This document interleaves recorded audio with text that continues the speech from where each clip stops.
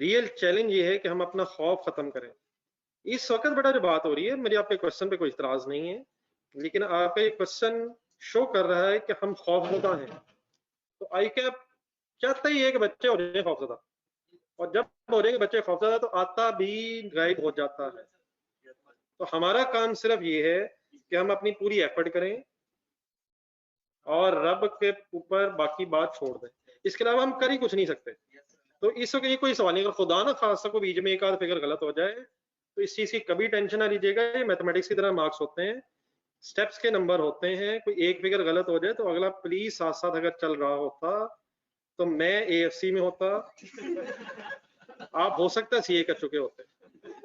ये प्लीज ऐसे नहीं होता, मेरी बात काइंडली ठंडे दिल से सुने। आप अपने लोग QM तो होपफुली सबका पास है, जरा जेहन में QM 100% पेपर हुआ था। रब ने पर्दा रख लिया है, इंशाल्लाह रब आगे भी रखेगा। ये इस तरह नहीं होता है। एग्जाम हॉल में कैलकुलेटर पे 2 ढूंढना बड़ा मुश्किल हो जाता है, कभी कभी प्लस का साइन गायब हो जाता है। तो एग्जाम हॉल के अपने डायनेमिक्स हैं, वहां बहुत गलतियां होती हैं। लेकिन ये बात मैं इतनी जरूर करूंगा कि एक बच्चे ने पढ़ के गलतियां की हैं या बगैर पढ़े गलतियां की हैं, ये मैं अगर आपके सामने भी एक पेपर रख दूं आप भी ढूंढ लेंगे। आपको भी लग पता जाना है कि इस बच्चे ने गलतियां क्यों की हैं। तो एग्जामिनर यही ढूंढता है और ये सबको पता चल जाता है कि ये जो मिस्टेक्स हैं ये उस शख्स की हैं, उस नौजवान की हैं जिसने पूरा सेशन पढ़ा है, या उस नौजवान की हैं जिसने आखिरी लम्हे रिकॉर्डेड लेक्चर्स को यूं यूं करके खत्म किया। क्योंकि वो 2 तो खत्म हो गया, 2 तो बहुत अजीब सी बात होगी, 2 वाली स्पीड तो रेलिवेंट ही नहीं। उसमें तो फिर भी काफी कुछ समझ आ जाता है, लेकिन उसमें भी पौना का घंटा लगता है। अगर 1.5 घंटे का लेक्चर हो तो बंदा करे क्या उस वक्त। तो ये बेटा सबको पता चल जाता है। एग्जामिनर काइंडली प्लीज ये नहीं देखता कि 100% ठीक है, ये नहीं, ये पॉसिबल ही नहीं है।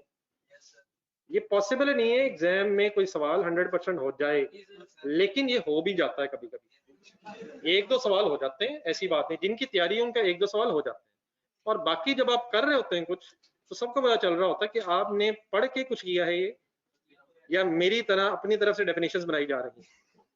डेफिनेशंस हम अपनी तरफ से वहां बनाते हैं, और ऐसी इसी बनाते हैं कि बाद में, क्योंकि वहां जो उस वक्त आमद माशाल्लाह होती है उसका अपना ही लेवल होता है, तो एग्जामिनर को पता चल जाता है ये मेरे साथ क्या कर। तो प्लीज इस तरह नहीं, रिलैक्स नहीं आप लोग। तो बिल्कुल रिलैक्सेशन इज द सोल्यूशन। हम सिर्फ क्या कर सकते हैं, अच्छी एफर्ट। अगर आप अपनी एफर्ट से मुतमईन है, देखिए आप, मुझे नहीं पता, आप पढ़ रहे ही नहीं, आपको नहीं पता मैं क्या कर रहा हूँ, लेकिन हर शख्स को अपना पता है। बस अपना ऑनेस्ट एनालिसिस करें, यकीनन कमियां हैं उसको दूर करें, और at the end of the day you can't do anything else.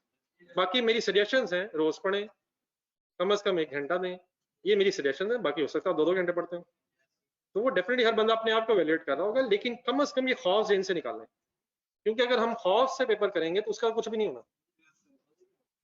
तो what is the only solution of the story, अपनी एफर्ट करें, बाकी definitely at the end of the day रब का करम होगा तो कुछ होना। ये तो सीधी सी बात है। माँ जी को कहें दुआएं करें, अब्बा जी को कहें, बल्कि हरकतें ऐसी करें उनके दिलों से दुआ निकले।